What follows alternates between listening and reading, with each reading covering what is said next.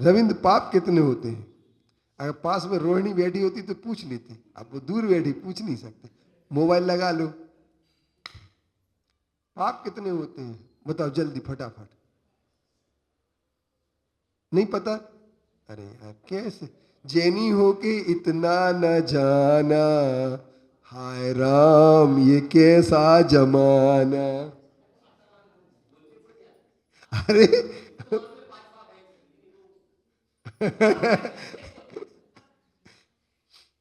तो पाप पाप तो सब कहते हैं, लेकिन एक बात है कि एक बार क्या हुआ, एक व्यक्ति था, वो चला जा रहा था, तो उसकी शादी हो गई एक पत्नी से।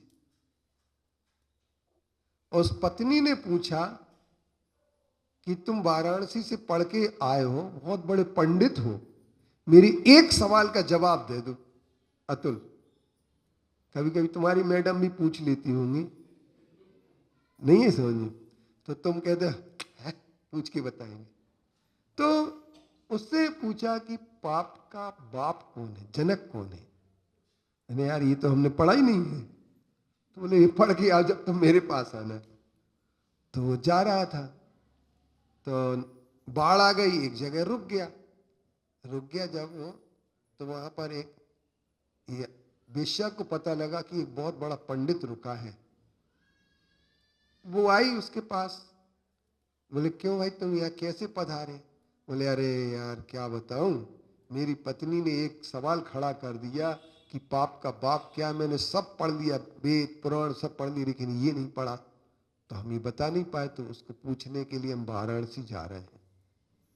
तो बोले भोजन भोजन हो गया? बोले नहीं हुआ। चलो तो भोजन कर लो आप। बोले तुम कौन हो? अरे बोले मैं वही हूँ, पैसा लेकर के शरीर बेचती हूँ, इज्जत बेचती हूँ, इज्जत का व्यापार करती हूँ। बोले हट, तेरे यहाँ जाते हो? चिंता मत करो, तुम्हें हम 500 दीनारें देंगे अगर भोजन हमारे यहाँ चलते हो तो। तुमने कहा क्या दिक्कत है, तुम अपना बना लेना, तुम अपना खा लेना, चलो हमारे यहाँ, हमारा घर पवित्र हो जाएगा। 500 दीनार की बात हो गई।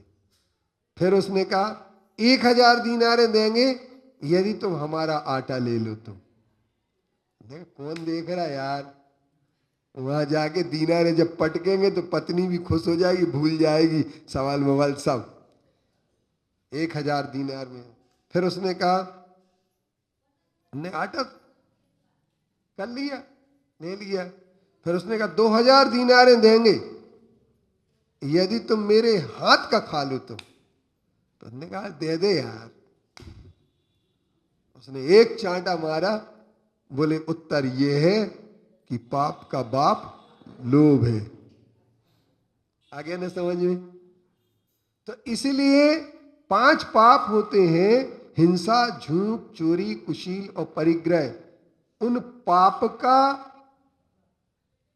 नाश अगर करने वाला निर्मलम निर्मलीकरणम पवित्रम पाप नाशनम, पवित्र पाप मन के सारे पापों को नाश कर दे। जब मन के सारे पाप नष्ट हो जाते तो गंधोदक में अतिशय पैदा हो जाता है, और वो गंधोदक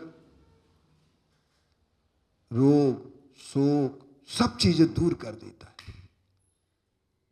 लेकिन भीतर से राम तेरी गंगा मैली हो गई, पापियों के पाप धोते धोते।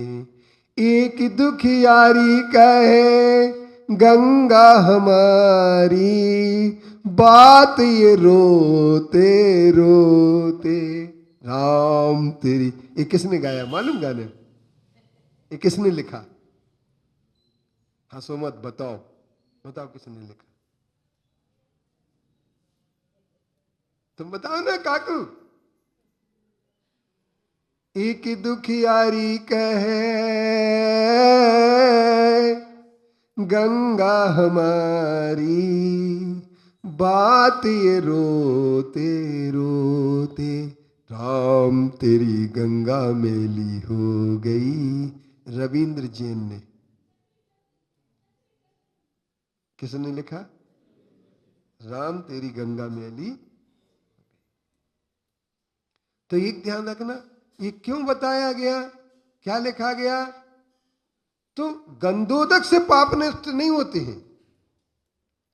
गंधोदक लेते समय जो हमारी श्रद्धा, जो हमारी पवित्र भावना होती है, जो अंदर की निष्पाप भावना हो जाती है कि अन्यथा शरणम नास्ति त्वमेव शरणम मम, तस्मात् कारुण्य भावेन रक्ष रक्ष जिनेश्वरो, नहित्राता नहित्राता नहित्राता जगत्रे, वीतरागात परो देवो न भूतो न भविष्यति, जिने भक्तिर जिने भक्तिर जिने भक्तिर दिने दिने, सदा मेस्तु सदा मेस्तु सदा मेस्तु भवे भवे।